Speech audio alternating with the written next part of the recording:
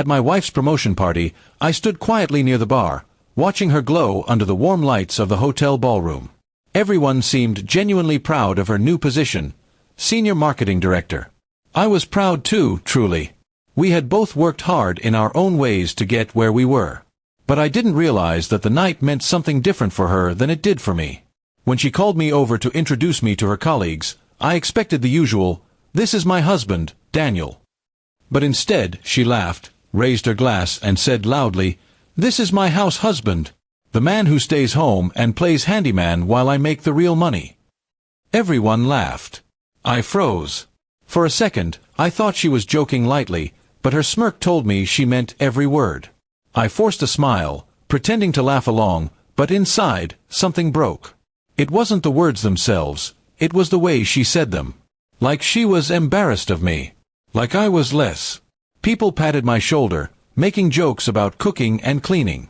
I excused myself, pretending to take a phone call, and went outside for air. For months, I had supported her career, stayed home more often, managed the bills, cooked meals, even helped her rehearse presentations. I had turned down a job offer to avoid moving away from the city so she could focus on her goals. I thought it was a team effort. Apparently, I was just her background character. When we got home that night, she was tipsy and happy. "Why do you look so upset?" she asked. I told her her joke had humiliated me. She laughed again, saying, "Oh, come on, don't be sensitive." Everyone thought it was funny. That sentence burned into my mind. She didn't even apologize. She just went to bed. Over the next few days, I couldn't shake it off. People from the party started sending me memes and inside jokes about being a house husband. My pride, my dignity, it all felt crushed under her laughter. That's when I realized she didn't respect me anymore. She didn't see a partner, she saw a prop that made her shine brighter. I didn't confront her right away. Instead, I started observing. She often stayed late at work, claiming to have networking dinners. I trusted her, but now my trust had cracks. One night, while cleaning up, I found a photo on her tablet, her and a man from the same company, too close for comfort. My heart sank. I didn't accuse her immediately, but I saved the photo. A week later, her company hosted another event. This time, she wanted me to come.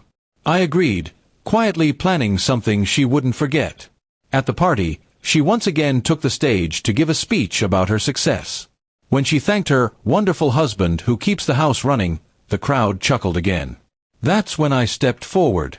I smiled and said loudly, "Actually, I'd like to thank my wife's colleague, Jason, too. He's been spending a lot of late nights helping her network." The room went silent. Her face went pale. Jason froze near the table, holding his drink awkwardly. The whispering started immediately. My wife tried to laugh it off, but I calmly showed the photo on my phone.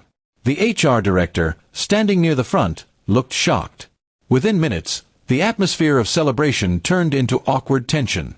I simply nodded and said, "Congratulations again on your promotion. You truly earned everything that came with it." Then I walked out. When I got home, I started packing my things. I left her a note saying I'd be staying with my brother until further notice. That night, she called and cried, saying I'd ruined her career and that I had misunderstood. But the truth was simple. She had ruined us long before I ever opened my mouth. Over the next few weeks, I filed for divorce. Her company conducted an internal review, and though nothing official came out of it, her reputation was damaged.